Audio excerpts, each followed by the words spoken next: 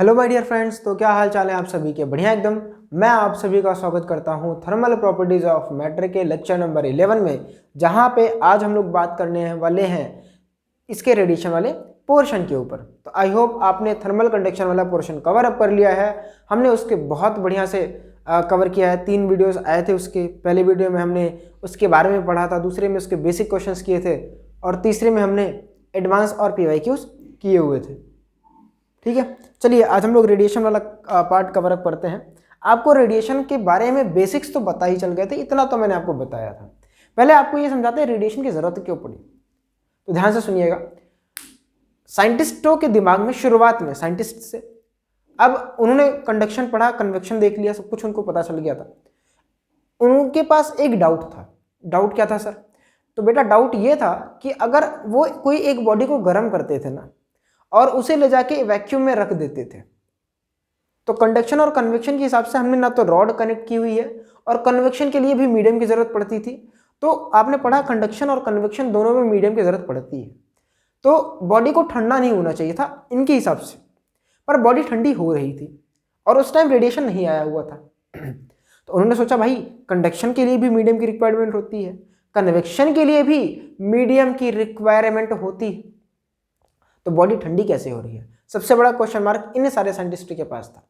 अब इसकी स्टडी होना शुरू हुई कि बॉडी ठंडी क्यों हो रही है, और कुछ साइंटिस्ट लोग आए, जैसे कि सबसे पहले अपने इस क्रम में आते हैं प्रीवोस्ट, जिनको हमको पढ़ना है।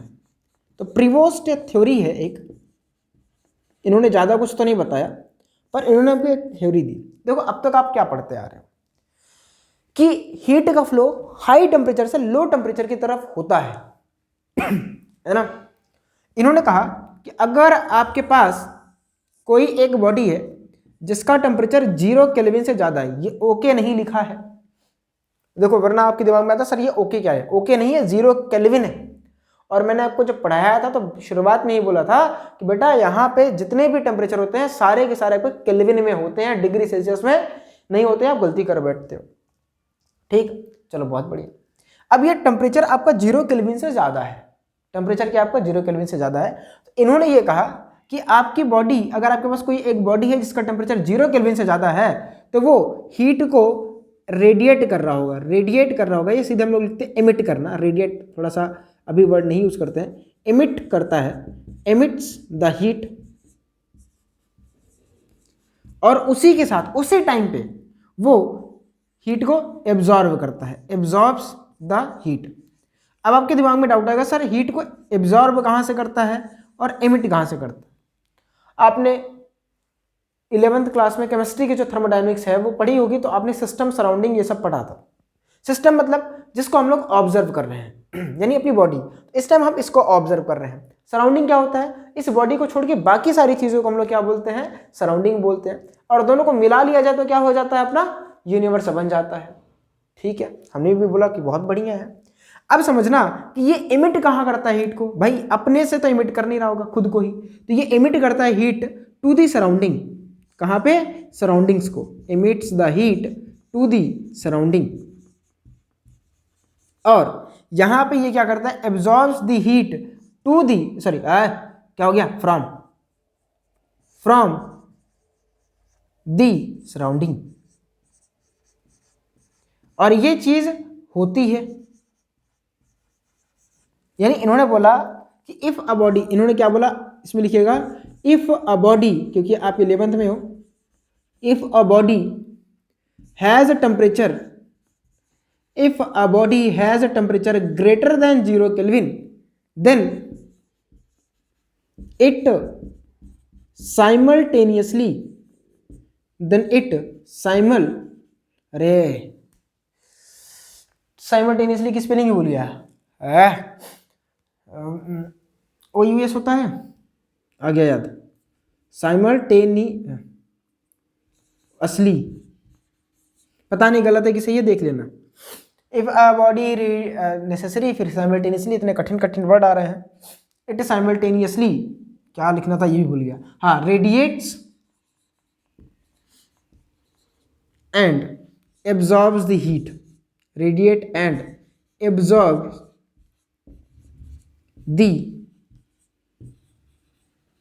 हीट, ये चीज होगी। अब ये तो प्रिवोस्ट ने बोला।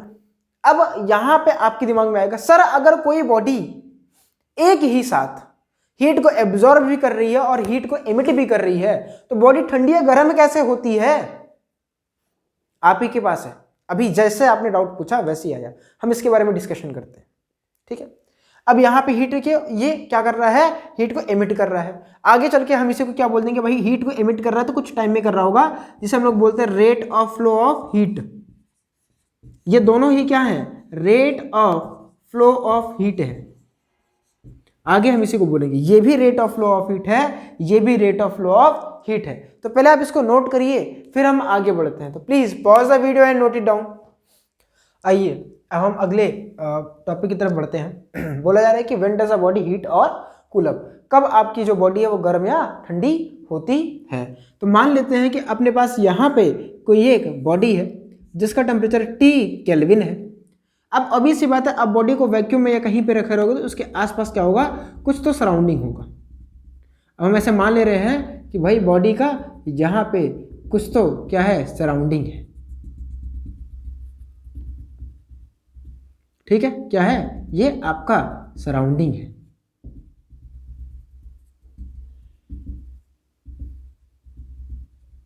ठीक, चलो बहुत बढ़िया है। अब ये क्या कर रहा है, प्रिवोस्ट थ्योरी के अकॉर्डिंग ये साइमल्टेनियसली हीट को क्या कर रहा है, रेडिएट कर रहा है और साइमल्टेनियसली हीट को एब्जॉर्ब कर रहा है। अब हम क्या बोल रहे हैं, इसे बोल दे रहे हैं dQ/dt आउटलेट और इसे हम बोल दे रहे हैं dQ/dt इनलेट। ठीक है, हमने इसको बोल दिया। अब जो आपकी बॉडी हीट हो रही है कूल हो रही है वो इसी बात पे डिपेंड कर रहा है। अब एनालॉजी से समझ सकते हो, मान लीजिए अब अभी फ्लूइड पड़ के आया तो मान लो आपके पास एक कंटेनर है, कंटेनर में आप मान लो पानी भर रहे हो, नीचे से पानी निकाल रहे हो। मैं आपसे पूछूं कि पानी का लेवल अप कब होगा, तो जब बोलोगे सर पानी ज्यादा ऊपर से डालो और नीचे से कम निकालो, तो बॉडी का जो पानी का लेवल है क्या होगा, वो राइज अप होगा।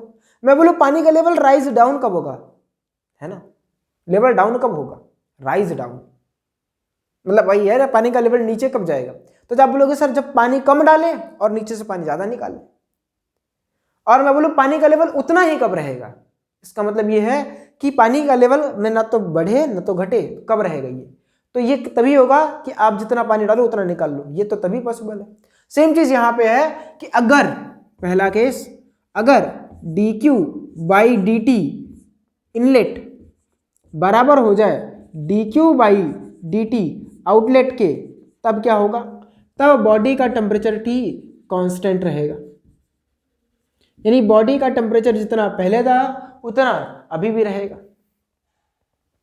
अगर दूसरे वाले पोर्शन की बात करें कि dQ/dt अगर इन ज़्यादा हो गया और dQ/dt आउट कम हो गया, तब तो आप ज़्यादा हीट को इंटर करा रहे हो और कम हीट को निकाल रहे हो, तो इस केस में आपका टेम्परेचर जो होगा वो राइज अप हो जाएगा, टेम्परेचर राइजेस अप। यानी आप बोल सकते हो बॉडी हीटेड हो जाएगी, body heated up, heated up. इस अंग्रेजी का कुछ तो करना पड़ेगा, है ना। हीट अप, हीटेड अप पता नहीं क्या होता है, हीट अप होता ना, तो बॉडी जो है हीट अप हो जाएगी, पता नहीं, हीटेड अप, हीट अप समझ गए हो। अगला dQ/dt जो आपकी इनलेट है, अगर हम वो कम हो और आउटलेट ज़्यादा हो, यानी बॉडी कम हीट को एब्जॉर्ब कर रही हो और ज़्यादा हीट को एमिट कर रही हो, तो क्या होगा, टेम्परेचर आपका डाउन हो जाएगा।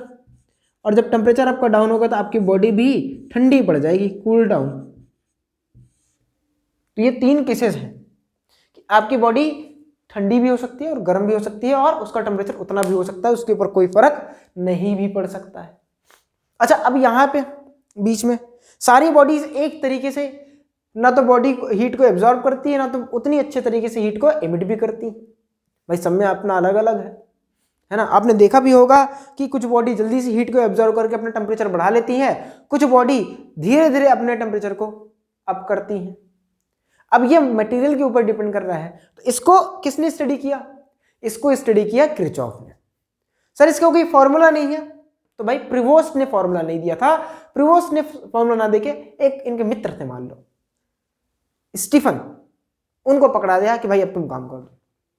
प्रिवोस्ट के पास कुछ भी नहीं था, प्रिवोस्ट ने सिर्फ इतना चीज हमको बोली। फिर किरचॉफ आए थे, किरचॉफ ने हमको बताया कि बॉडी को अगर आप हीट कर रहे हो, आप इतना नोट कर लो फिर बताता हूं। फिर हम किरचॉफ की बात करते हैं कि किरचॉफ ने रेडिएशन का क्या लॉ दिया था। नोट हो गया? चलिए, तो आप अगला पढ़ेंगे Kirchhoff radiation law. Kirchhoff radiation law, Kirchhoff radiation law, Kirchhoff's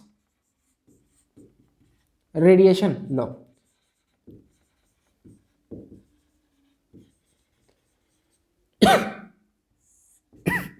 चलिए, किरचॉफ ने क्या कहा कि अगर आपके पास कोई भी एक बॉडी है, अगर इसके ऊपर हीट गिरी, ऐसे नहीं बनाते, ऐसे बना देते हैं।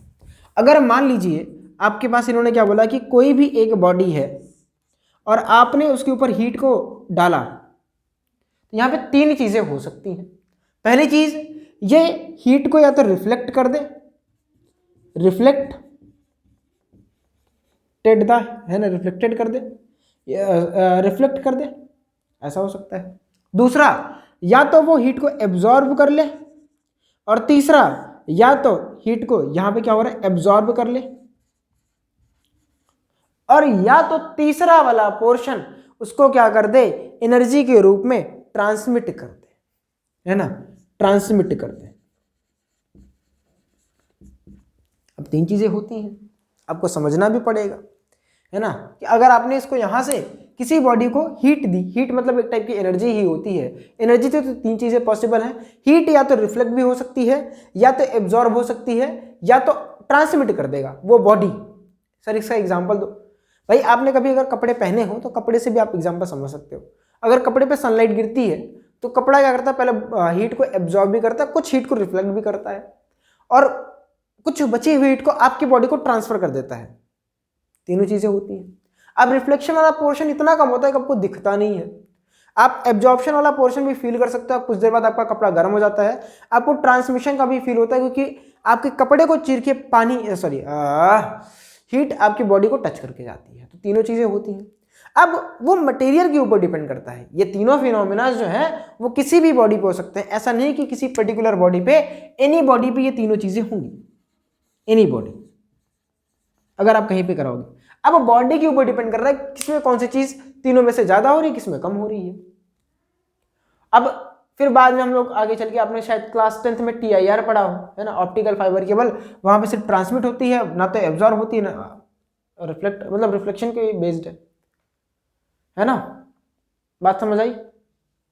चलिए अब इसको समझिएगा। सर रिफ्रैक्शन, अरे भाई रिफ्रैक्शन लाइट का होता है, हीट का नहीं होता है, वरना आप पहुंच गए रिफ्रैक्शन में। सर हमने पढ़ा था रिफ्रैक्शन वगैरह नहीं होता, तीनों ये चीजें होती हैं। अब ध्यान से समझिएगा। अब बॉडी के ऊपर डिपेंड करने का क्या मतलब है। मान लीजिए कि आपके पास एक बॉडी कोई थी, आपने उसके ऊपर ऐसे लाइट इंसिडेंट कराई या कोई भी एनर्जी इंसिडेंट कराई, वो क्या कर रहा है, सिर्फ दो एनर्जी को ऐसे रिफ्लेक्ट कर रहा है। अब बाकी कहाँ गई, बाकी को उसने एक लाइन को एब्जॉर्ब कर लिया। एक दूसरी बॉडी मान लो अपने पास थी, एक दूसरी बॉडी अपने पास थी, उसके ऊपर भी आपने सेम ही लाइट डाली, वो सिर्फ एक को क्या कर रहा है, रिफ्लेक्ट कर रहा है। अब आपको ये चीज समझनी चाहिए कि बॉडी के ऊपर भी चीजें वेरी कर रही हैं। अब आपने ये चीज पढ़ी भी हुई है क्लास 7th में, या आपने बचपन से चीजों को सुना हुआ है कि गर्मियों में आपको गाढ़े कलर के कपड़े पहनने से मना किया जाता है। क्यों? क्योंकि आपने पढ़ा है कि अगर गाढ़े कलर के कपड़े हम पहन के जाएंगे तो वो सनलाइट को ज्यादा अच्छे से एब्जॉर्ब करेगा। जैसे आपने मान लो गर्मी में आप काले कपड़े पहन के बाहर निकल गए तो आपका काला कपड़ा जल्दी गर्म होगा in comparison to light colour वाला जो कपड़ा है। अगर डार्क कलर का है तो वो तेजी से हीट को एब्जॉर्ब करता है और उसके बाद अपनी बॉडी को आप गर्म कर देता है आपकी। लेकिन अच्छा, इसका उल्टा भी आप चीजें आपने सुना होगा कि अगर वही काला कपड़ा आप पहन के तुरंत ठंडी में जाओ या आप किसी कूलर के सामने बैठो आपका कपड़ा उतनी ही जल्दी ठंडा भी होगा। आगे किरचॉफ ने एक लाइन बोली थी कि जो जितनी जल्दी चीजों को एब्जॉर्ब करता है वो उतनी ही जल्दी क्या करता है, एमिट करता है। या आपने लेमन लैंग्वेज में बोले तो जो जितना जल्दी गर्म होता है उतना जल्दी ठंडा हो जाता है। सेम चीज समझ में आई। तो good absorbers are good emitter, ये लाइन भी हम आगे पढ़ने वाले हैं। अच्छा, इसके पहले इसी में एक चीज हमको पढ़ना पड़ता है, ब्लैक बॉडी। क्या पढ़ना पड़ता है? Black body. ब्लैक बॉडी क्या होता है? ब्लैक बॉडी एक ऐसी बॉडी होती है कि अगर आपने, जैसे मान लो ये अपने पास कोई बॉडी है और ये अपने पास ब्लैक बॉडी है ना। अब एक चीज आप अपने दिमाग से निकाल दीजिएगा, मिसकंसेप्शन। बच्चों को लगता है भाई ब्लैक बॉडी ब्लैक ही हो, ये जरूरी नहीं है ना। नाम है यार ब्लैक बॉडी, समझने के लिए। ब्लैक बॉडी ब्लैक नहीं होती है, ठीक है। अब ब्लैक बॉडी पे क्या हो रहा है कि अगर मान लीजिए आपने लाइट गिराई तो बंदा ऐसा है कि ये सारी लाइट को एब्जॉर्ब कर लेगा। यहां पे तो भाई ये 2 लाइन को रिफ्लेक्ट कर रहा था, यहां पे ये एक भी नहीं करेगा। ये सारी की सारी इंसिडेंट एनर्जी को एब्जॉर्ब कर लेता है ना। तो यहां पे ब्लैक बॉडी क्या होगा? ब्लैक बॉडी एक ऐसी बॉडी होती है, ये absorbs all incident energy, absorbs all incident energy. अगर आपने इसके ऊपर इंसिडेंट कराई तो वो सारी की सारी इंसिडेंट एनर्जी को एब्जॉर्ब कर लेगा। क्लियर है बात? अच्छा, एक चीज और है ना, इस प्रोसेस को हम लोग बोलते हैं एब्जॉर्प्शन। एब्जॉर्प्शन एक प्रोसेस और है, जैसा कि मैंने आपसे कहा कि अगर इन भाई साहब को कहीं छोड़ दोगे, अब एमिट मत कराओ लाइट को। क्या सर ये एमिट कर रहे होंगे? नहीं, इस टाइम ये सारी लाइट को एब्जॉर्ब कर रहे होंगे। अगर इनको कहीं भी छोड़ दो, मान लो आपने इनको यहां पे छोड़ दिया, वही ब्लैक बॉडी है, आपने इसको छोड़ दिया तो पता है ये सारी की सारी जितनी एनर्जी को एब्जॉर्ब करके रखे थे, ये सारी की सारी एनर्जी को इमिट कर देंगे और इस वाले प्रोसेस को बोलते हैं एमिशन। ये एब्जॉर्प्शन था, ये एमिशन था। आपने उसमें पढ़ा था कि एब्जॉर्प्शन स्पेक्ट्रम होता है, फिर एक तो एमिशन स्पेक्ट्रम होता है ना। ये क्या करते हैं? ऑल एनर्जी को रेडिएट कर देते हैं, सारी, एक भी अपने पास नहीं रखेगा। All energy radiates out, radiation के फॉर्म में निकालता है, रेडिएट्स आउट। अब आपने सुना भी होगा या मूवीज में देखा होगा कि अपनी बॉडी भी हीट को रेडिएट करती है, जिसकी वजह से मतलब हम लोग एक ग्लास लगाते हैं नाइट विजन में, सारी बॉडी जो है हीट को रेडिएट करती है ना। आपने एक मूवी देखी होगी प्रीडेटर, तो उसमें जो एलियन था वो ह्यूमन बॉडी की हीट से पहचानता था, उसकी आंखें थोड़ी ना थी। वो एक होता ना कि मतलब नारंगी नारंगी का एक होलोग्राम टाइप का कुछ दिखता है, शक्ल तो नहीं दिखती, बस दिखता है कि वहां पे कुछ है। अंधेरे में देखने के लिए साइंटिस्ट लोग वो चीजें यूज करते हैं। तो ये आपका किरचॉफ लॉ था, है ना। अब यहां पे एक चीज समझिएगा, मैंने आपको बताया कि सारी बॉडीज एब्जॉर्ब उतने अच्छे से नहीं करती जितने अच्छे से ब्लैक बॉडी करती है। अब जैसे यहां पे देखो, ब्लैक बॉडी सारी की सारी लाइट को एब्जॉर्ब कर लिया, यहां पे इसने थोड़ा कम एब्जॉर्ब, थोड़ा सा ज्यादा कम एब्जॉर्ब किया, और इसने और कम एब्जॉर्ब किया। मतलब सारी बॉडी का अपना अपना एक एब्जॉर्प्शन होता है, जिसे हम लोग एब्जॉर्बिविटी बोलते हैं। सारी बॉडी उतने अच्छे से एमिट भी नहीं कर पाती है। बात समझिएगा कि सारी बॉडी इतने अच्छे से एब्जॉर्ब भी नहीं कर पाती है चीजों को, और कुछ बॉडीज उतने अच्छे से एब्जॉर्ब करने के बाद भी उतने बढ़िया से एमिट भी नहीं कर पाती हैं। यहां पे हम 2 टर्म पढ़ेंगे, एक होता है एब्जॉर्बिविटी और एक होता है एमिसिविटी, है ना। एमिसिविटी, एमिसिविटी नहीं, है ना। तो हम उनके बारे में बात करते हैं। आप पहले इतना नोट कर लो, किरचॉफ रेडिएशन लॉ होता है। तो प्लीज वीडियो को पॉज करके आप उसको नोट कर लें, फिर हम आगे बढ़ते हैं। आइए अब हम बात करते हैं एब्जॉर्प्टिव पावर के बारे में, है ना। एब्जॉर्प्टिव पावर, एब्जॉर्प्टिव, भाई बुक में देख लियो, मेरे को कभी कभी इन सब में कंफ्यूजन हो जाता है। एब्जॉर्प्टिव पावर, ये एब्जॉर्बिविटी बोलते हैं, लेकिन वो थोड़ा सा मेरे को कंफ्यूजन लग रहा है, इसलिए मैं लिख नहीं रहा हूँ। इसको ए से रिप्रेजेंट करते हैं। भाई देखो, सारी बॉडीज तो ब्लैक बॉडी होती नहीं है। ब्लैक बॉडी की खास बात क्या थी कि उसके ऊपर आप कितनी भी लाइट डाल दो वो सबको एब्जॉर्ब कर लेगा, और इस वजह से वो आपको काली दिखती है ना। पर काली होती थोड़ी ना है, वो काली हो जरूरी थोड़ी ना, पर आपको काली दिखेगी। अच्छा, एब्जॉर्बिटिव पावर क्या होता है एब्जॉर्बिटिव पावर होता है कि भाई आप मान लो एक आपके पास बॉडी थी, है ना, आपने इसके ऊपर 100 जूल की एनर्जी डाली और इसने सिर्फ 20 जूल ही एक्सेप्ट की, है ना, बाकी 80 जूल को क्या कर दिया इसने, रिफ्लेक्ट कर दिया या ट्रांसमिट कर दिया। तो यहां पे इसकी एब्जॉर्बिटिव पावर क्या आती है, देखो एब्जॉर्बिटिव पावर बॉडी की पावर को बता रहा है, तो कैसे डिफाइन किया गया है, ए को, ए बराबर आपका कितना होता है, आपने कितनी हीट इसको दी, है ना, सॉरी एनर्जी एब्जॉर्ब हो जाता है ना, लिखिएगा एनर्जी एब्जॉर्ब अपॉन में होता है energy given,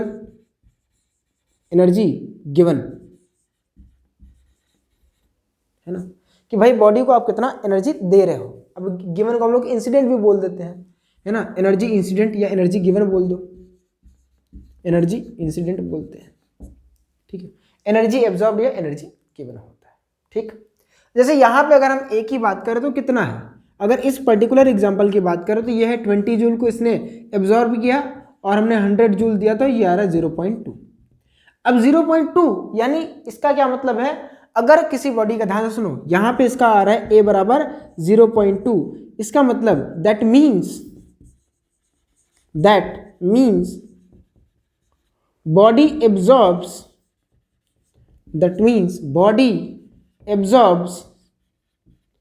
20% of incident energy, 20% of incident energy, कि भाई बॉडी जो है आपकी वो इंसिडेंट एनर्जी का सिर्फ 20% हिस्सा ही एब्जॉर्ब कर पाता है। जैसे एग्जांपल समझाता हूं, आपकी क्लास में ढेर सारे बच्चे होंगे, सबको एक ही टीचर पढ़ा रहा होगा, सेम कंटेंट डिलीवर कर रहा होगा, है ना। आप में से कुछ बच्चों की एक वर्ड आपने सुना होगा कैचिंग पावर, अब उसी को हम लोग एब्जॉर्बिटिव पावर बोलते हैं। तो कुछ बच्चे की एब्जॉर्बिंग पावर ज्यादा होगी, वो ज्यादा एब्जॉर्ब कर रहा होगा, और कुछ बच्चे की कम होगी, यानी उसको एक बच्चे को लेक्चर ज्यादा समझ आएगा और उसी क्लास में बैठे किसी बच्चे को लेक्चर कम समझ आ रहा होगा, यानी सबकी अलग अलग एब्जॉर्बिटिव पावर है। क्लियर, चलो बहुत बढ़िया। अच्छा, अगर मैं आपसे बोलूं कि अगर ए की वैल्यू 0.8 है तो इसका मतलब ये है कि बॉडी एब्जॉर्ब्स, इसका मतलब क्या हो जाएगा, body absorbs 80% of incident energy, कि जो आपकी बॉडी है वो इंसिडेंट एनर्जी का 80% हिस्सा एब्जॉर्ब कर ले रहा है। Body absorbs 80% of incident energy. Clear है बात। अगर मैं बोलूं ए बराबर 1 है तो ए बराबर 1 किसका होगा, पहले ये सोच के बताओ। हाँ, कि body absorbs 100% of incident energy, body absorbs 100% of incident energy. इसका मतलब कौन सी बॉडी की बात हो रही है, हमने बात कर रहे हैं ब्लैक बॉडी की, क्योंकि ब्लैक बॉडी ही ऐसी बॉडी होती है जो पूरी की पूरी एनर्जी को एब्जॉर्ब कर लेता है, और रियल लाइफ में ऐसी कोई बॉडी होती नहीं है ना। तो ये चीजें आपको समझनी है, इसे हम बोलते हैं एब्जॉर्बिटिव पावर। भाई इसका कोई यूनिट और डायमेंशन नहीं होता, नो यूनिट एंड डायमेंशन, वरना पहुंच जाओ डायमेंशन और यूनिट निकालने, क्योंकि भाई ऊपर भी एनर्जी है नीचे भी एनर्जी, तो इसका कौन सा यूनिट होगा, खुद सोचो कौन सा डायमेंशन होगा। ऊपर लिखोगे ml2t-2, नीचे भी लिखोगे ml2t-2, कैंसिल आउट हो जाएगा, आएगा कितना m0 l0 t0, खत्म। क्लियर आउट, क्या आपको ये चीज क्लियर हुई। अब हम बात करते हैं एमसीवीटी की। किसकी बात करते हैं, एमसीवीटी की, एमजीवीटी। अब इसकी भी बात कर लेते हैं, एमजीवीटी या एमिजिव पावर बोलते हैं हम इसको, है ना, क्या बोलते हैं, एमिजिव पावर। तो पावर वाला फैक्टर सही रहता है,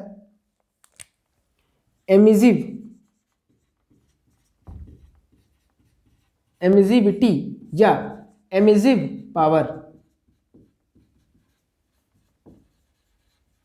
क्या बोलते हैं, एमिजिव पावर।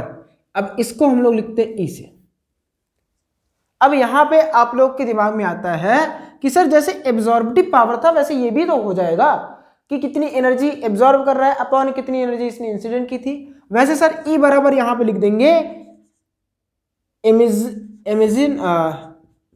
एमिसिव एनर्जी अपॉन में क्या लिखोगे, खुद सोचो, फंस गए ना, क्योंकि वहां पे आपको पता था कि हम इतनी एनर्जी दे रहे हैं। तो सर इसको कैसे डिफाइन करते हैं, अब ध्यान से एग्जांपल से समझो। जैसे अभी मैंने आपको क्लास का एग्जांपल देके समझाया, ठीक है। अब मान लीजिए आपकी क्लास में टीचर्स डे आया है ना। अब टीचर्स डे के दिन क्या होता है, बच्चे आके टीचर की जगह पे पढ़ाते हैं, या मान लो एक दिन टीचर बोला कि नहीं आज मैं नहीं पढ़ाऊंगा, किसी एक बच्चे को उठाते हैं। अब ध्यान से समझना इस बात को कि हमने दो बच्चों को लिया, एक बच्चा आपको आके पढ़ाया, ठीक है, या कोई एक ही बच्चा मान लेते हैं, एक बच्चा आके पढ़ाया, आपने उससे पढ़ा। अब उसने क्या किया, मतलब इमिजन किया, एमिट किया, है ना, एमिट किया, हाँ एमिजिव की जगह पे एमिट यूज करना था, हाँ उसने एमिट किया क्या, जो उसने एब्जॉर्ब किया था, जो सर ने पढ़ाया था। ठीक, क्लियर बात, समझ आ गई बात।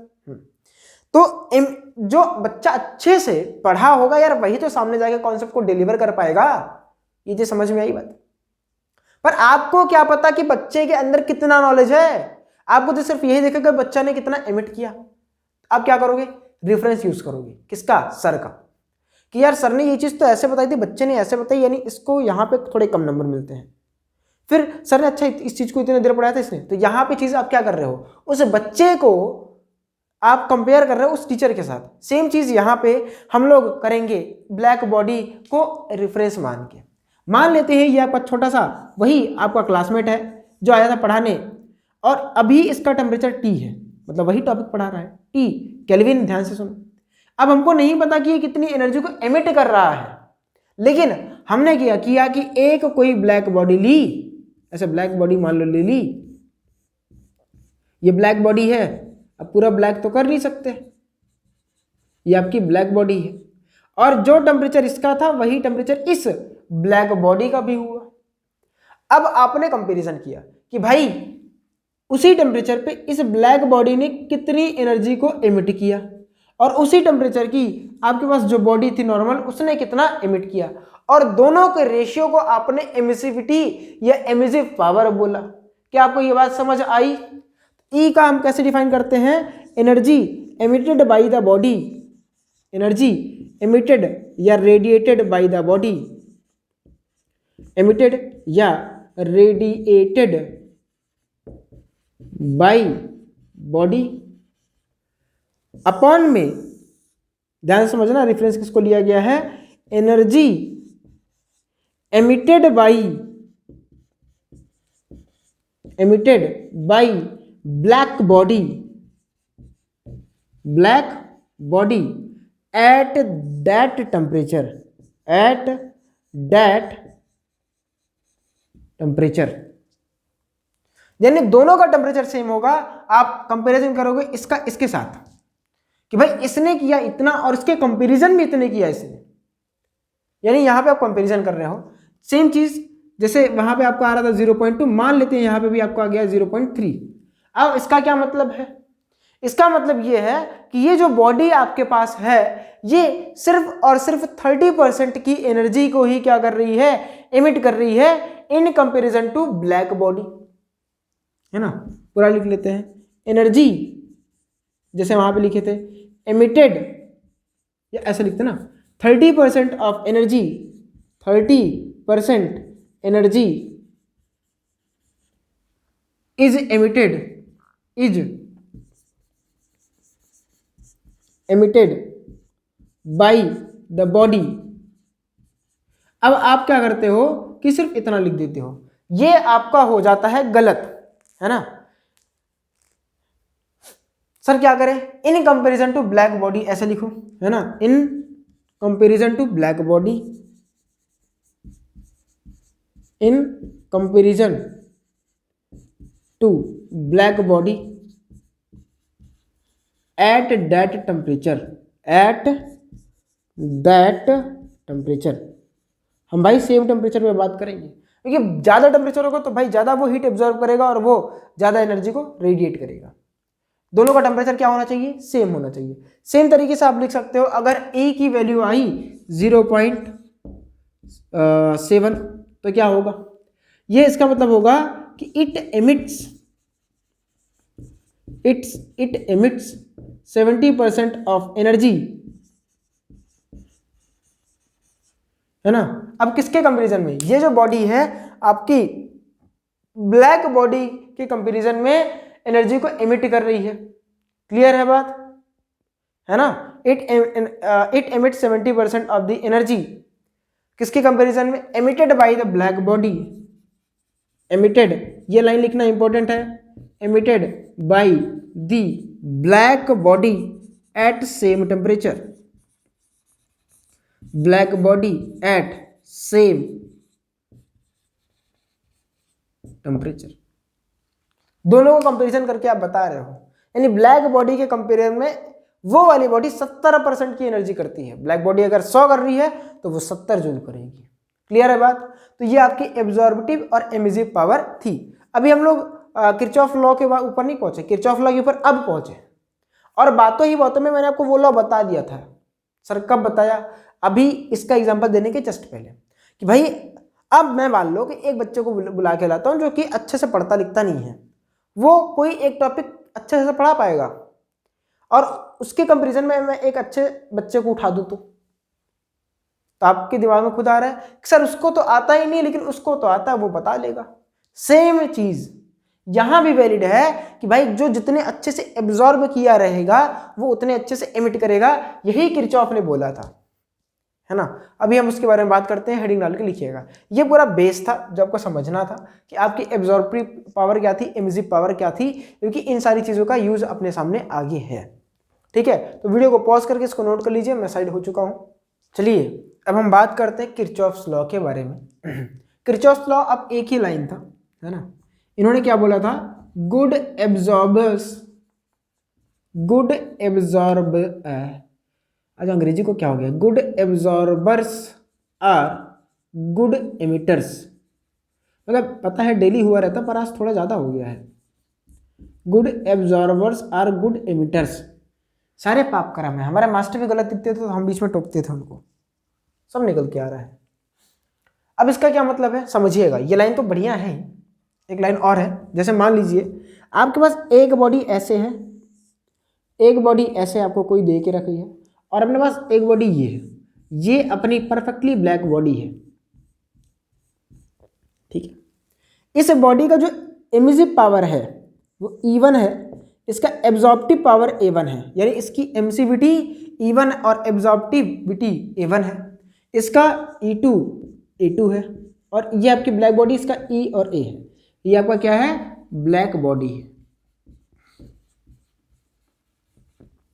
किरचॉफ ने एक्सपेरिमेंटली ये बताया कि भाई अगर हम इसका E1 अपॉन A1 करें और इसका E2 अपॉन A2 करें और इसका E अपॉन A करें तो सब तो बराबर आ रहा है, और अगर इनका रेशियो निकाले तो 1 आ रहा है, अप्रॉक्सीमेटली 1 आ रहा था। ये इन्होंने बोला। क्या मतलब है सर इसका भाई एक ही मतलब है, मैथमेटिकल बता रहा हूं, ये तो समझ में आ ही गया है। इसका मतलब ये कि जो E की वैल्यू होती है, जो E की वैल्यू होती है वही A की वैल्यू होती है, और अगर ब्लैक बॉडी की बात करें तो वो 1 के बराबर होती है। इसका यूज हम आगे करने वाले हैं, और इसी को बोलते हैं किरचॉफ्स लॉ, कि जो बॉडी जितने अच्छे से एब्जॉर्ब करेगा वो उतना अच्छे से एमिट करेगा। क्लियर है बात। भाई जो कमाएगा वही तो टैक्स देगा। अब भाई जिस किसी की जेब में पैसे नहीं, उसका टैक्स कहां लेगी सरकार। सेम चीज है, तो जो अच्छे से एब्जॉर्ब किया रहेगा वही अच्छे से एमिट करेगा। 2-3 एग्जाम्पल लेके समझा दिए हैं। अब ऐसे ही अगला अपने पास है स्टीफेंस लॉ।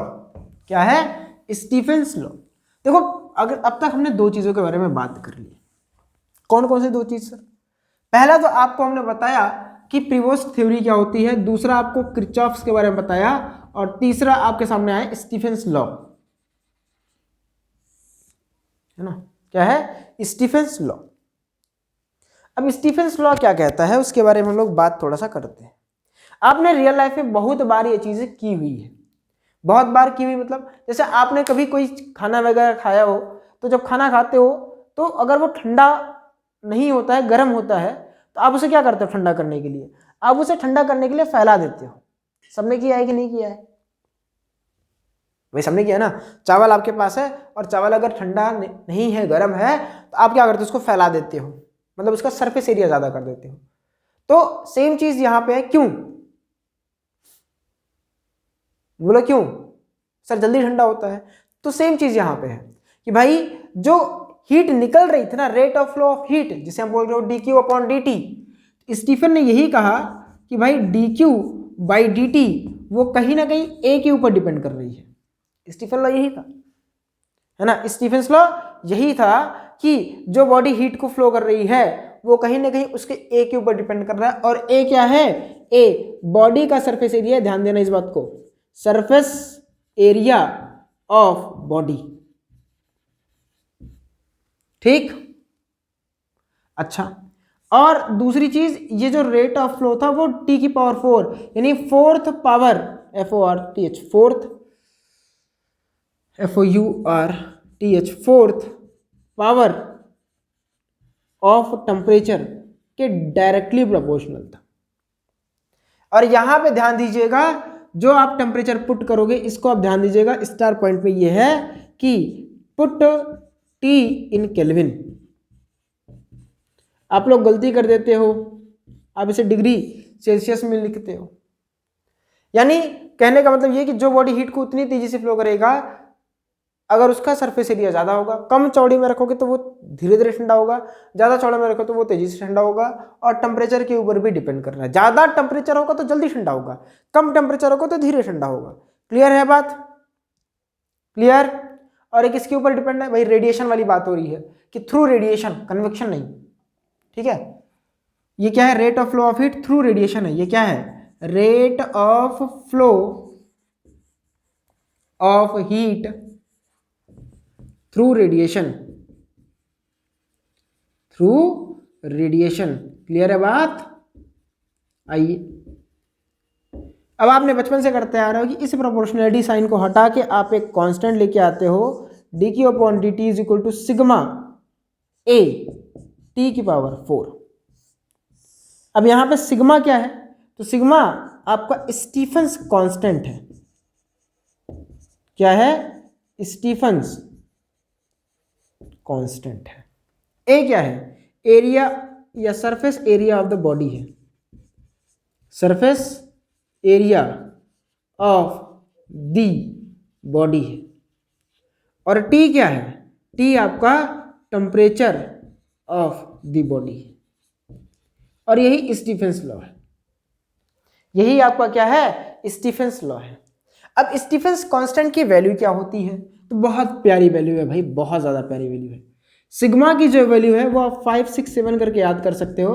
5.67 इंटू 10 की पावर -8 क्या होती है? देखो 5678 करके याद कर सकते हो, 5.67 इंटू 10 की पावर -8। अब इसकी यूनिट की बात करते हैं। तो बेटा ये सिग्मा की यूनिट कैसे लिखोगे?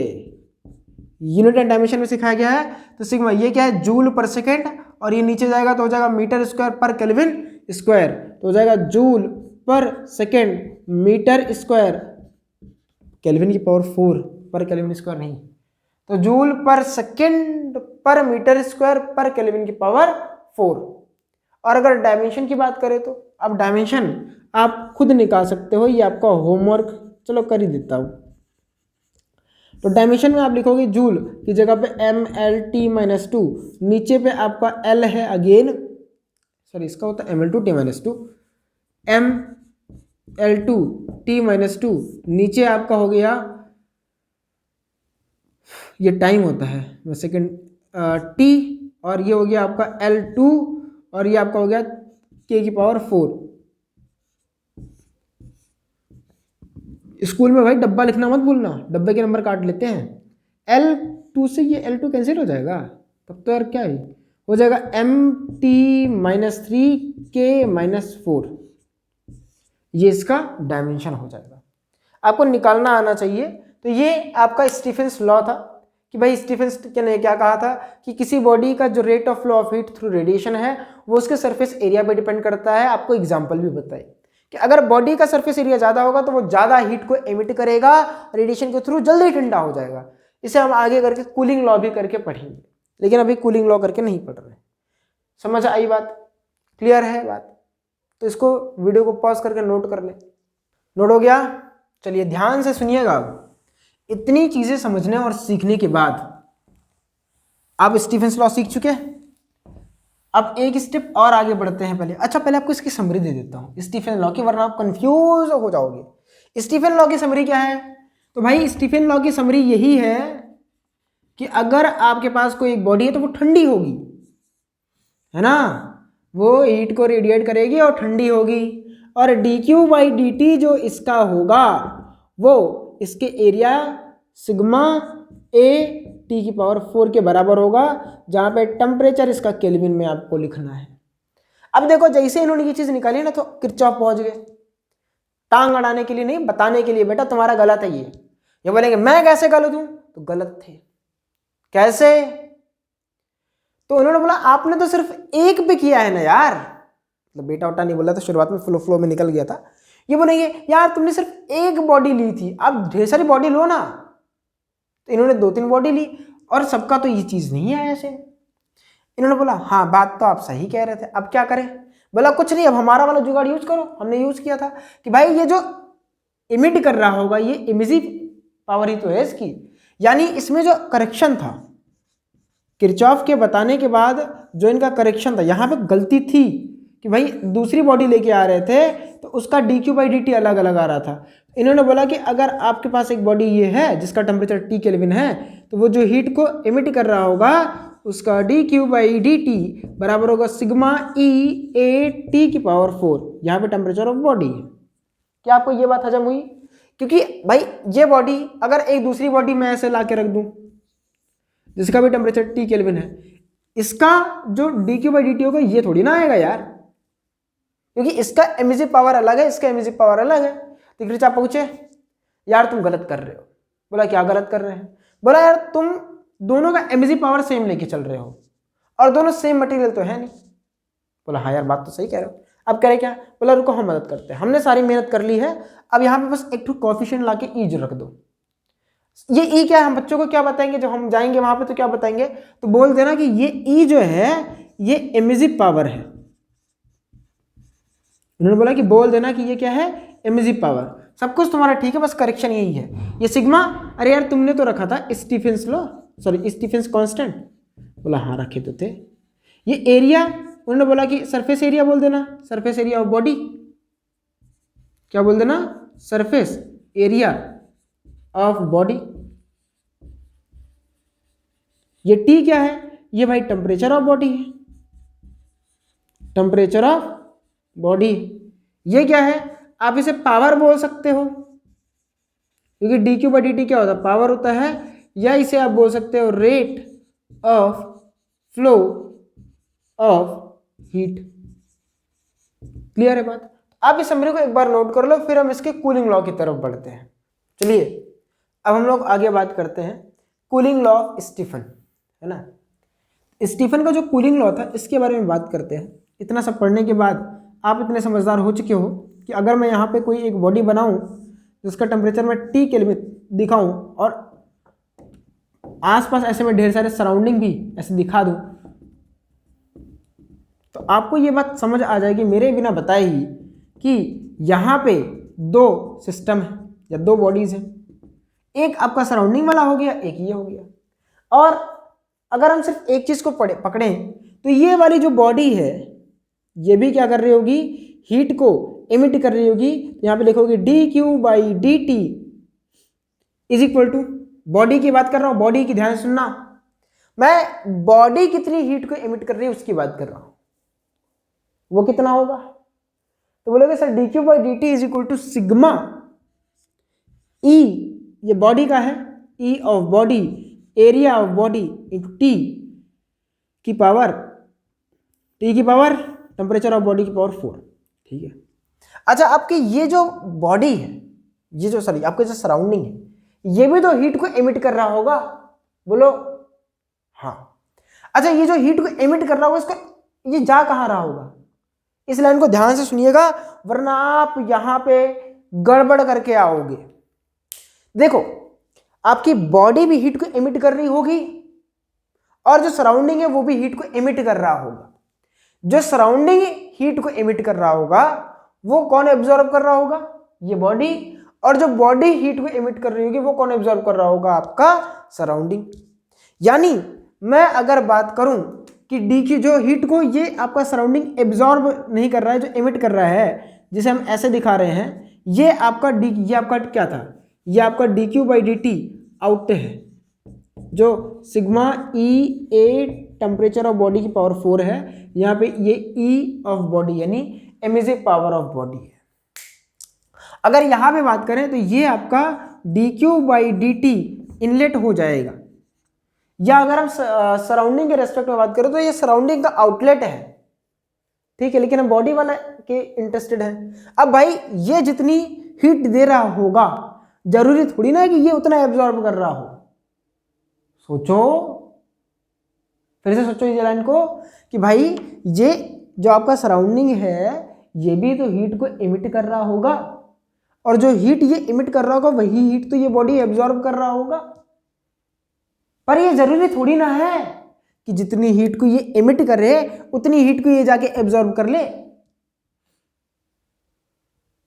तो यानी कहना क्या चाहते हो सर? कहना ये चाहता हूं बेटा कि D Q by D T जो आपका इन है वो हम लिख सकते हैं सिग्मा ए टी एस की पावर 4। सर ये क्या कर दिया, हमको समझ नहीं आया। ध्यान से सुनो, यहां पे आप लिखते क्या? Emissive power of surrounding. ये एरिया सर हम बॉडी का क्यों ले रहे हैं? क्योंकि इतने ही एरिया में तो वो अपने हीट को एमिट कर रहा है यार। समझो इस बात को। आपको ये चीज क्या समझाई गई थी जब आपको स्टीफन लॉ पढ़ाया गया था कि D Q by D T में आप कितना एरिया से हीट एमिट कर रही है या कितनी एरिया में हीट एब्जॉर्ब हो रही होगी, वो लिखोगे ना, वो लिखोगे ना। अब मुझे बताओ जो हीट ये दे रहा होगा वो कितना एरिया एब्जॉर्ब कर रही होगी? ए एरिया ही तो एब्जॉर्ब कर रहा होगा। ए एरिया वाला ये इतना ही पोर्शन जिसका एरिया ए हमने माना है वही तो हीट को एब्जॉर्ब कर रहा होगा। लेकिन जो हीट ये दे रहा होगा वो बॉडी की एब्जॉर्बिटिव पावर के ऊपर डिपेंड कर रही होगी। तो जो इनलेट बॉडी में जा रही होगी वो लिखोगे सिग्मा ए ऑफ बी, और ये और यहाँ पे टेम्परेचर ऑफ सराउंडिंग आएगा। क्या आपको ये बात समझ आई? देखो मैं फिर से बोल रहा हूं, ये जो मैंने पॉइंट बोला यहाँ पे आपके भाई साहब जो आपके बड़े भाई बड़ी बहन थी उनको बहुत तगड़ा डाउट आता है कि सर यहाँ पे ए ऑफ सराउंडिंग लिखना चाहिए था, सर यहाँ पे ए ऑफ सराउंडिंग लिखना चाहिए था, यहाँ पे आप ए ऑफ सराउंडिंग लेना चाहिए था। वो बहुत कंफ्यूज होते हैं, बहुत ज्यादा। और इसीलिए मैं फिर से ये चीज आपको समझा रहा हूं क्योंकि मुझे पता है यहाँ पे आपको शायद दिक्कत आ रही हो, और अगर नहीं आ रही तो भाई वेल एंड गुड, आप बहुत अच्छे समझ रहे हो, है ना। क्या बोल रहा हूं फिर से सुनो कि जो ये इनलेट आ रहा है वो आ कहां से रहा है? सराउंडिंग से। तो सराउंडिंग का अगर हम लिखें, देखो फॉर सराउंडिंग अगर हम लिखें, फॉर सराउंडिंग तो D Q by D T outlet वो बराबर होगा सिग्मा ई ऑफ सराउंडिंग ए। अब एरिया भाई कितना, हम कुछ इमेजिनरी बॉडी लेंगे वहां तक होगा, और टेम्परेचर ऑफ सराउंडिंग की पावर 4 करेंगे। पर अगर वहीं जो ये हीट एब्जॉर्ब कर रहा है वहीं पे कोई बॉडी ले जाके रख दें तो वो उसके लिए, उस बॉडी के लिए ये वाली हीट क्या हो जाएगी? इनलेट हो जाएगी। तो D Q by D T inlet हो जाएगी फॉर बॉडी, है ना, फॉर बॉडी।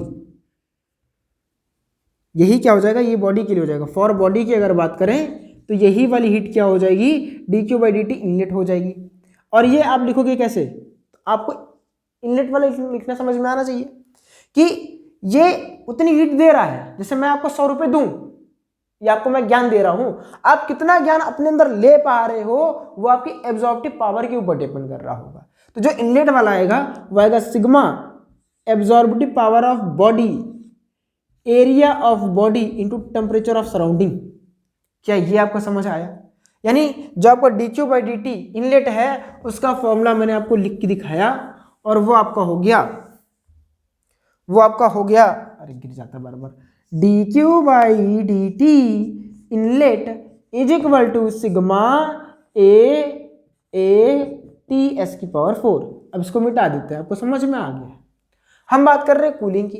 तो भाई ये बॉडी नेट में, ध्यान सुनना, अगर हम यहाँ पे बात करें dq/dt नेट की और हम कूलिंग की बात कर रहे हैं तो क्या होगा?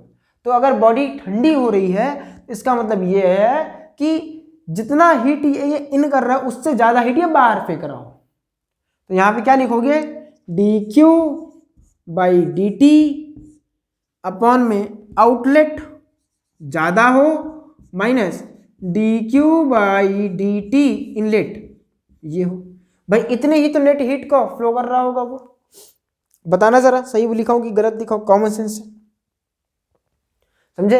अरे यार अमीर गरीब वाला कॉन्सेप्ट बताया था ना, टैक्स देने वाला, कि जितना पैसा आ रहा होगा, अगर जैसे ये मान लो आमदनी है, ये खर्चा है, अगर आमदनी अठन्नी हुई और खर्चा रुपया हो तो गरीब, और ठंडी मतलब गरीब। और पैसा, अरे यार, अरे कितना अच्छा एनालॉजी मिल सका है। पैसे की गर्मी, अगर पैसा आएगा तो गर्मी आएगी ना यार। तो अगर हीट ये इन वाला ज्यादा हुआ और आउट वाला कम हुआ तो बॉडी गर्म हो जाएगी। खुद सोचो, अगर मैं यहाँ पे बात करूं, देखो मैं कूलिंग की बात करूं, पहले हीटिंग की बात कर लेता हूं। हीटिंग की बात कर लेता हूं, हीटिंग मतलब गर्मी, और भाई पैसे की गर्मी। तो पैसा आएगा कब? पैसे की गर्मी आएगी कब? जब पैसा आए ज्यादा और खर्च कम हो। तो यहाँ पे आप हीटिंग के केस में क्या लिखते हैं? dq net, dq/dt net is equal to dq/dt inlet. आ ज्यादा रहा है और जा कम रहा है तो आप अमीर कहलाओगे, आपके पास पैसे की गर्मी होगी। और अगर कूलिंग की बात करें कि भाई बॉडी कूल कब हो रही होगी, तो dq/dt नेट जो होगा वो आपका हो जाएगा dq/dt आउट माइनस dq/dt इन। ठीक। और अभी हम कूलिंग की बात कर रहे हैं तो हम ये वाले पोजीशन की बात करेंगे।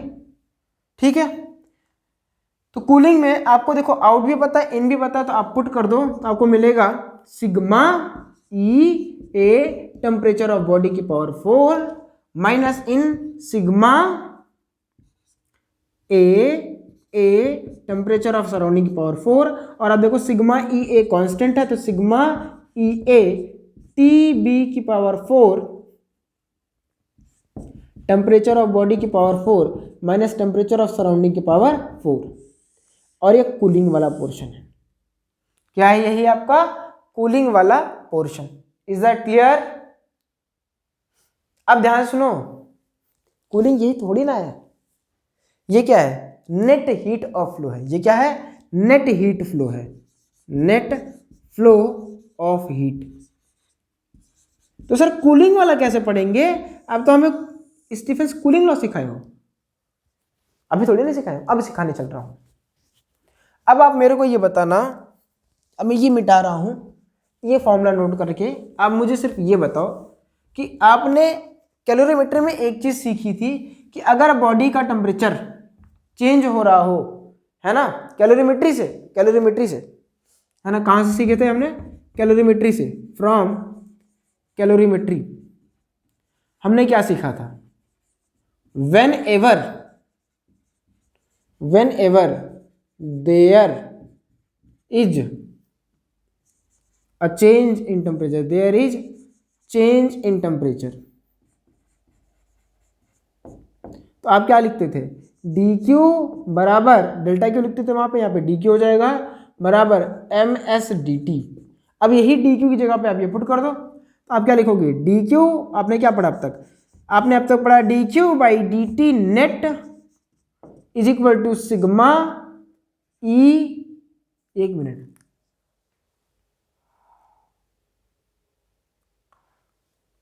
एक चीज गलती कर दिया मैंने, वो गलती आपको भी दिख गई है और हम तो भाई फ्लो में पढ़ा दिया और आपको बताया भी नहीं।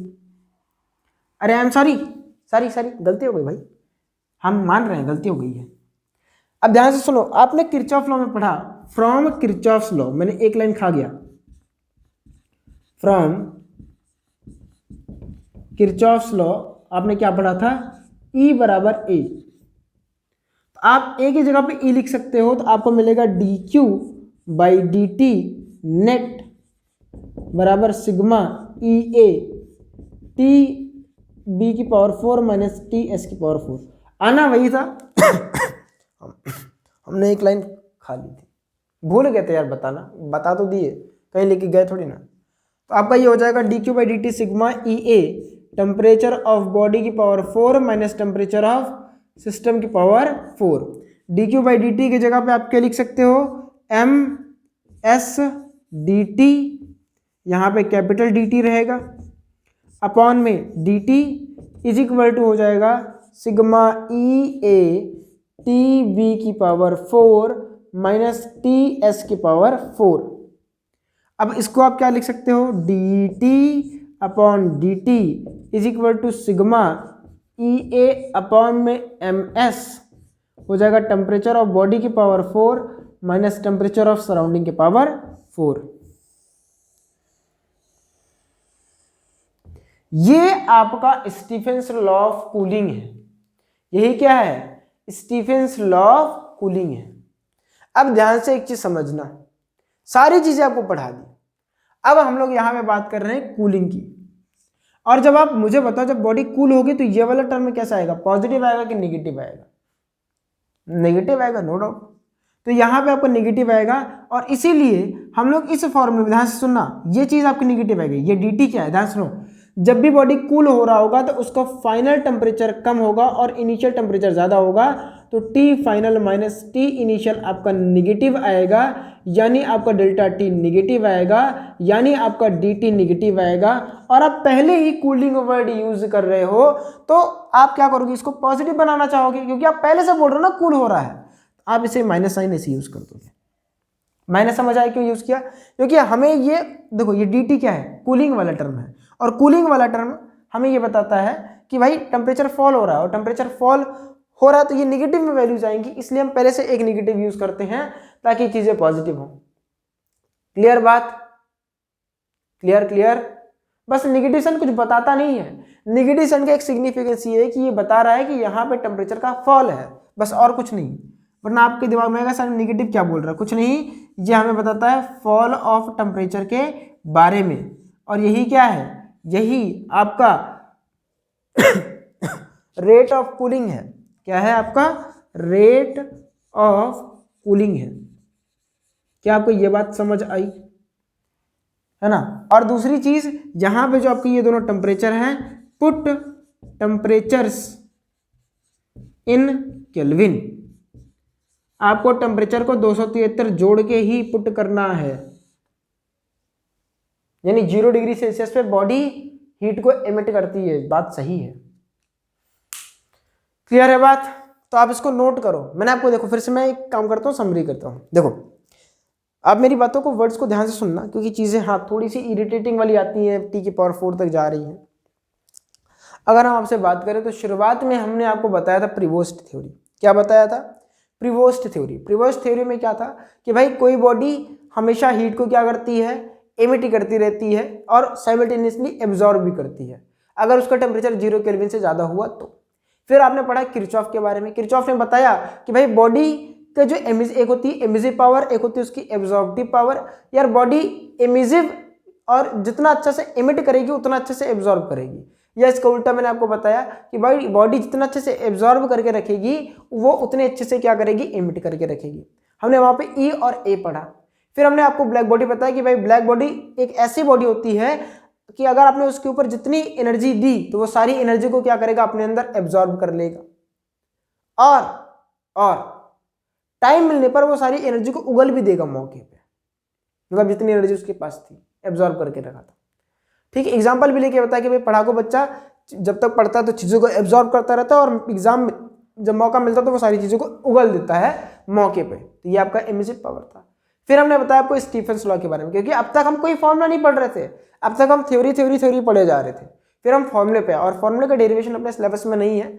हमने आपको बताया स्टीफेंस लॉ में कि कोई बॉडी कितनी जल्दी से हीट को एमिट करती है, वो उसके एरिया पे डिपेंड करता है। अगर ज़्यादा एरिया होगा तो ज़्यादा तेज़ी से वो हीट को फ्लो कराएगा बाहर, और अगर एरिया कम होगा तो वो कम तेज़ी से कराएगा। एग्जाम्पल भी लेके बताए कि भाई अगर आप कभी गर्म खाना खाते हो तो, या चावल खाते हो, मैगी खाते हो, तो आप उसे फैला देते हो, उसका एरिया ज़्यादा कर देते हो।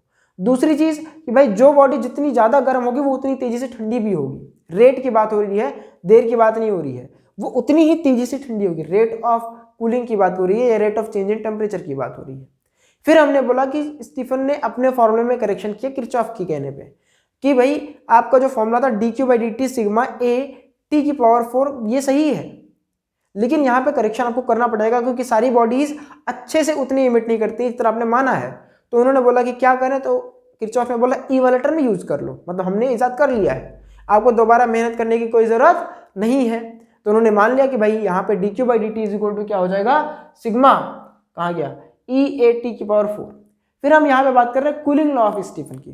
कूलिंग लॉ में क्या था कि भाई बॉडी आपके पास है तो वो साइमल्टेनियसली हीट को एमिट कर रही होगी और एब्जॉर्ब भी कर रही होगी। एब्जॉर्ब कहाँ से कर रही होगी, जो हीट आपका सराउंडिंग एमिट कर रहा होगा वही हीट वो एब्जॉर्ब कर रहा होगा।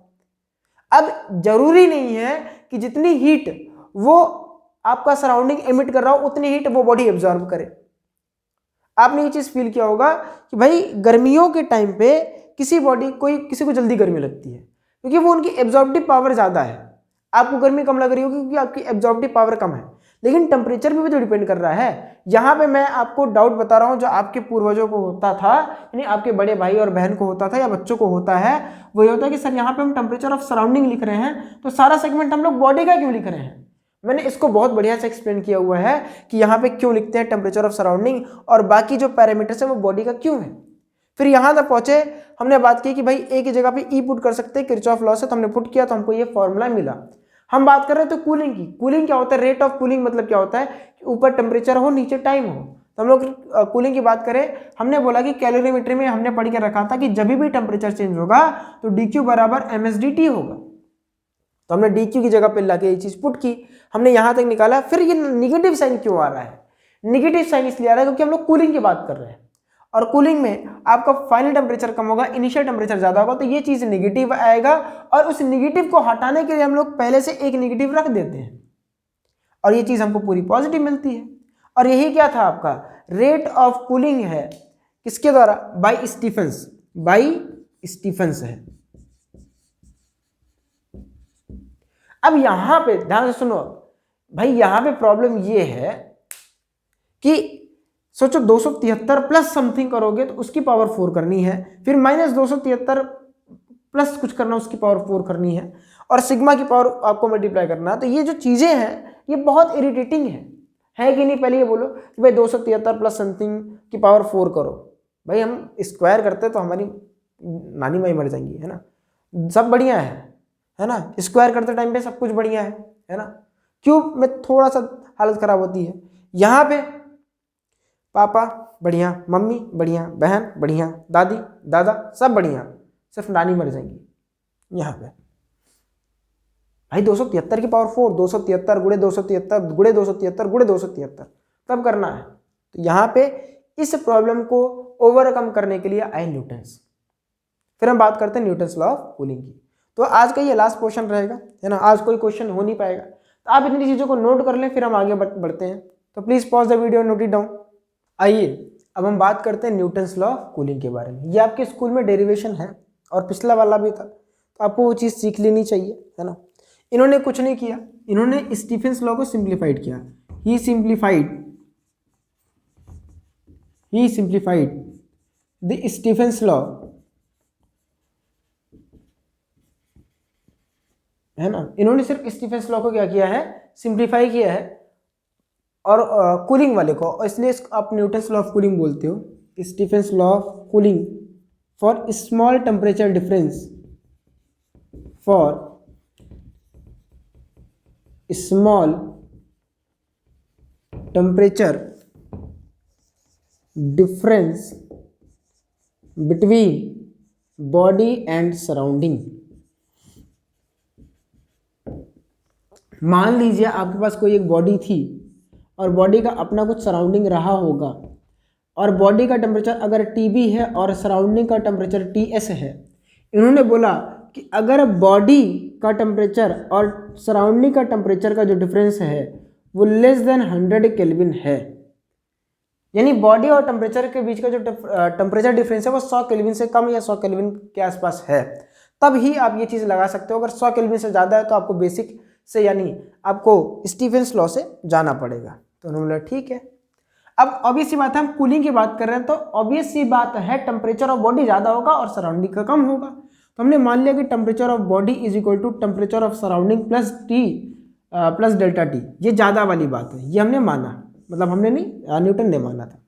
और आपने अभी पढ़ा स्टीफेंस लॉ, तो from Stefan's law of cooling, पूरा नहीं लिख रहे हैं, आप पूरा लिख लेना या मैं ही लिख दे रहा हूँ, from Stefan's law of cooling. अगर स्टीफेंस लॉ ऑफ कूलिंग से बात करें तो हमने पढ़ा माइनस में D T upon D T is equal to sigma E A upon में M S, temperature of body की power 4 minus temperature of surrounding की पावर 4। आपको कुछ नहीं करना है, जहां पे टेम्परेचर ऑफ बॉडी थी वहां पे आप टेम्परेचर ऑफ सराउंडिंग पुट करो, then you will get D T upon D T sigma E A upon M S. यहां पे हो जाएगा आपका टी एस, यहां पे हो जाएगा T S plus delta T की पावर 4 माइनस में टी एस की पावर 4। ठीक, अब ध्यान से सुनिए इस बात को। सर कौन सी बात को?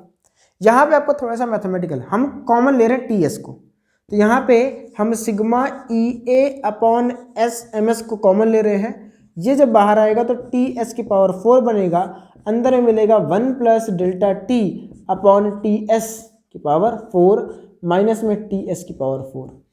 अब आप इस वाले टर्म को ध्यान दो कि भाई ये वाला टर्म वैसे ही छोटा है क्योंकि टेम्परेचर डिफरेंस है और नीचे टेम्परेचर ऑफ सराउंडिंग है, तो ये वाला जो टर्म आएगा ये एक से छोटा आएगा, यानी बहुत कम आएगा। तो यहाँ पे हम क्या यूज कर सकते हैं? बाइनोमियल अप्रॉक्सीमेशन यूज कर सकते हैं। ठीक है, तो यहाँ पे हम लोग क्या यूज करने चल रहे हैं? Binomial approximation.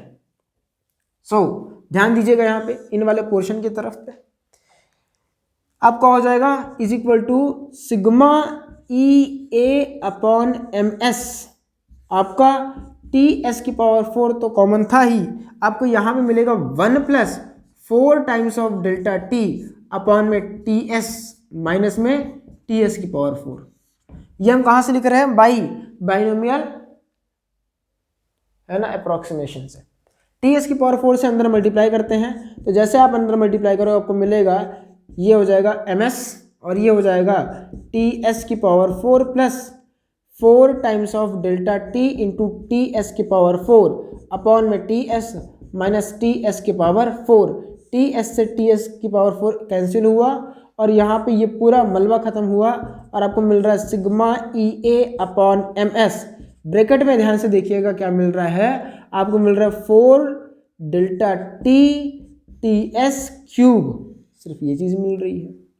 और अगर आप ध्यान से देखो एक चीज़, तो आपको ये चीज़ ध्यान से देखो, 4 sigma E A T S की पावर क्यूब, 4 नहीं आ रहा है, टी एस क्यूब अपॉन में M S, T S cube upon में M S into delta T, और ये क्या है? ये आपका minus D T upon D T है। आपको ये चीज दिख रही है? आपको ये चीज दिख रही है? 4 sigma A T S cube upon M S into delta T. अगर आप पूरे सवाल में बात करो तो भाई सिग्मा तो स्टीफन कांस्टेंट है, ई तो उस सवाल में आपको दिया रहेगा, मतलब उस बॉडी के लिए तो कांस्टेंट है, ए भी क्या है? कांस्टेंट है, टेम्परेचर ऑफ सराउंडिंग भी कांस्टेंट है, मास ऑफ बॉडी और एस भी तो कांस्टेंट है, 4 तो कांस्टेंट है ही। तो आप इसको एक कांस्टेंट मान सकते हो ना उस सवाल के लिए, क्योंकि यूनिवर्सल मैं नहीं बोल रहा हूँ कि ये यूनिवर्सल ही है, लेकिन कांस्टेंट है तो उसको फिक्स वैल्यू भी नहीं होगी, हमको नहीं पता फिक्स वैल्यू, पर ये एक कांस्टेंट टर्म तो है उस सवाल में। आप इनको हटा के D T upon D T और एक कांस्टेंट कुछ भी के मान लिख सकते हो और डेल्टा टी, और यही आपका न्यूटन्स लॉ ऑफ कूलिंग है, जहां पे के की वैल्यू, ये आपका क्या है? न्यूटन्स लॉ ऑफ कूलिंग है। स्टीफेंस लॉ से ही आया है कूलिंग के, उसका एक मॉडिफाइड वर्जन है जहां पे जो आपका के है ये आपका 4 sigma E A T S की पावर क्यूब, 4 बार बार लिखा जा रहा है, टी एस क्यूब अपॉन में एम एस है। और दूसरी बात जो आपको याद करके रखनी है कि भाई ये कोई यूनिवर्सल कांस्टेंट नहीं है, नॉट एन यूनिवर्सल कांस्टेंट, कि आपको इसकी वैल्यू याद रखनी है। मैं तो बस बोल रहा हूँ कि इस पर्टिकुलर सवाल में यार ये कांस्टेंट है। भाई बॉडी के लिए अगर आप रेशियो निकालोगे तो कांस्टेंट ही आएगा, कट जाएगा बाद में। हम आगे सवाल भी करेंगे, ऐसा नहीं कि नहीं करेंगे। तो ये न्यूटन्स लॉ ऑफ कूलिंग है। अच्छा, यहाँ से एक चीज़ समझ में आती है, आपने एक लाइन सुनी होगी यहीं पे कि भाई आप अगर चाहे ठंडे पानी को चाहे गर्म पानी को फ्रिज में डालो तो गर्म पानी से बर्फ़ जल्दी बनती है। क्यों? क्योंकि आप खुद सोचो, रेट ऑफ जो कूलिंग है, रेट ऑफ कूलिंग वो टेम्परेचर डिफरेंस के डायरेक्टली प्रोपोर्शनल है। मुझे आपको सिर्फ यही चीज़ बतानी थी। न्यूटन्स लॉ ऑफ कूलिंग से आपने एक चीज़ सीखी कि जो रेट ऑफ कूलिंग है वो टेम्परेचर डिफरेंस के डायरेक्टली प्रोपोर्शनल होती है। यानी भाई टेम्परेचर डिफरेंस जितना ज़्यादा होगा वो चीज़ उतनी ही जल्दी ठंडी होगी। मैंने आपको शुरुआत में ही यही चीज़ बताई थी। यहाँ पर रेट ऑफ कूलिंग की बात हो रही है। क्लियर है बात? तो भाई आज के लिए बस इतना ही रखते हैं। आई होप आपको Prevost theory, Newton's law of cooling, Stefan's law of cooling, Kirchhoff's law, ये सारी चीज़ें समझ आई हैं। बहुत आसान चीज़ें हैं। अगर आप पिछले पूरे चैप्टर से ध्यान दो तो यहाँ पे बहुत हैवी डेरिवेशंस भी नहीं है। डेरिवेशन के नाम पे कुछ नहीं है, सिर्फ 4 फॉर्मूले लिखने हैं और इधर उधर आपको करके आंसर मिल जाना होता है। तो आप ध्यान दो कि मैकेनिक्स की कंपैरिजन में जो आपने मैकेनिक्स फर्स्ट पार्ट या आपकी जो एनसीईआरटी की फर्स्ट बुक थी उसके कंपैरिजन में ये वाली चीज़ें काफ़ी ज़्यादा आसान है। पर यहाँ तक आप आते थे थक जाते हो तो पूरे लोग ध्यान नहीं देते हो। मैं आपको वही बोलूँगा कि जितनी शिद्दत से आप वहाँ पढ़ाई कर रहे थे, अगर उतनी ही शिद्दत से यहाँ पढ़ाई करो तो ये सारी चीज़ें आपको बिल्कुल भी इरिटेट नहीं करेंगी। और मैंने आपको जितना आसानी से हो सका था, मेरे से बन सका था, उतनी ही आसानी से आपको चीज़ें समझाने की कोशिश की हुई है। मैंने तो अपना 100% दिया है, आपको भी समझने के लिए अपना 100% देना पड़ेगा, है ना। वही बात है एमिसिव और एब्जॉर्प्टिव पावर की। ठीक है, तो आज के लिए बस इतना रखते हैं। मिलते हैं नेक्स्ट लेक्चर में, तब तक के लिए पढ़ते रहिए। All the very best, bye bye.